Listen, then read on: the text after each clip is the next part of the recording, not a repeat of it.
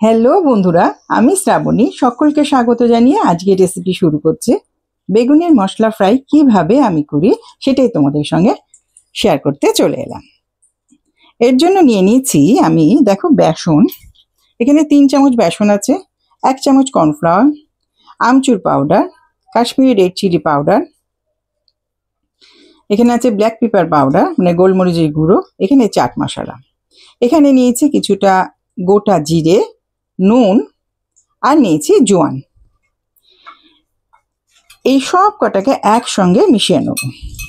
আর এখানে দেখো কতগুলো নিয়েছি বেগুন, একদম এরকম স্লাইস করে কেটে নিয়েছি, খুব ভালো করে ধুয়ে রেখে দিয়েছি, এতে কিন্তু আর নুন টুন কিচ্ছু দিই।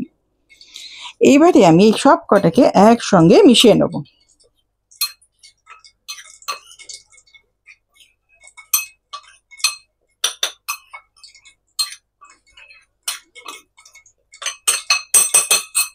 তার মধ্যে দিয়ে দিচ্ছি আমি টমেটো কেচাপ,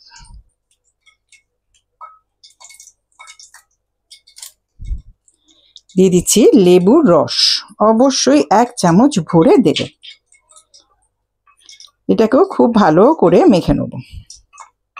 আর আমি পাশে গ্যাস অন করে তেল বসিয়ে দিয়েছি কড়াতে, সিমে করে রেখে দিয়েছি, আস্তে আস্তে তেলটা গরম হোক। এবারে আমি অল্প অল্প করে জল দেবো। জল দিয়ে এটাকে ভালো করে মাখবো।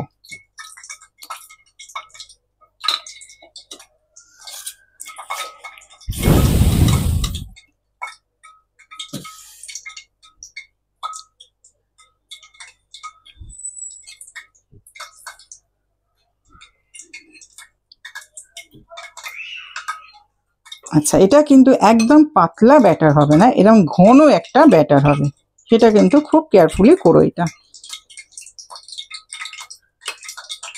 ওই জন্য জলটা একদম বুঝে বুঝে দেবে।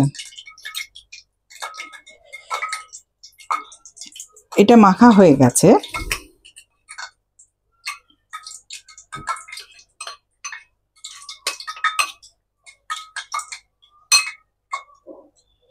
এবারে আমি কি করব, এই একটা বেগুন নিলাম, সেই বেগুনটাকে খুব আলতো করে এইভাবে মশলাগুলো 2 পিঠে মাখিয়ে নেব, নিয়েই একদম কড়াতে ফ্রাই করতে দিয়ে দেবো। ওই জন্যই আমি তেলটা আগে থেকে বসিয়ে দিয়েছি, যাতে খুব ভালো গরম হয়। এটা রাখার উপায় নেই, তাহলে পেছনটা কিন্তু আবার লেগে যাবে। একদম এতে মেখে একদম গরম তেলে ছেড়ে দেবো। 2 পাশ খুব ভালো করে মাখিয়ে নেবো। তেলটাকে ভালোভাবে মাখিয়ে নিয়ে আমি একদম কড়াতে দিয়ে দেবো।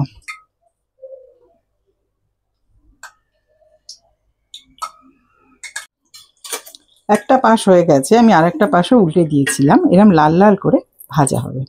সব কটাকে এরমভাবে বেগুনের গায়ে মশলাটাকে লাগিয়ে ফ্রাই করে নিয়ে আসছি। মশলা বেগুন ফ্রাই আমার রেডি হয়ে গেছে, আমি তোমাদের সার্ভ করে দিলাম। অসাধারণ টেস্ট হয়েছে, অবশ্যই করবে। আর বেগুনগুলো তোলার পর এরম একটা ছাঁকনির মধ্যে তুলে নেবে, যাতে তেলটা ড্রেন আউট হয়ে যায়। অসম্ভব টেস্টি হয়েছে, ঠিক যেমনভাবে করলাম ওইভাবে করো। আর আমি তো এই কটা বেগুন দিয়ে করেছি, 6টা। তোমাদের বেশি থাকলে বেসন, তারপর কর্নফ্লোর সব কিছু বাড়িয়ে দেবে। আর যা যা মশলা দিয়েছি ঠিক ওই মশলা দিয়ে করো, অসাধারণ টেস্ট হয়েছে। তাহলে আমাকে জানিও তোমাদের কেমন লাগলো, আর আমার সবসময় আমার পাশে থেকো।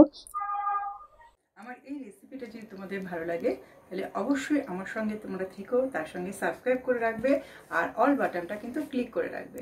তাহলে আমার নতুন আমি যখন ভিডিও দেবো তার নোটিফিকেশান তোমরা পেয়ে যাবে। তাহলে আজ এখানেই শেষ করছি।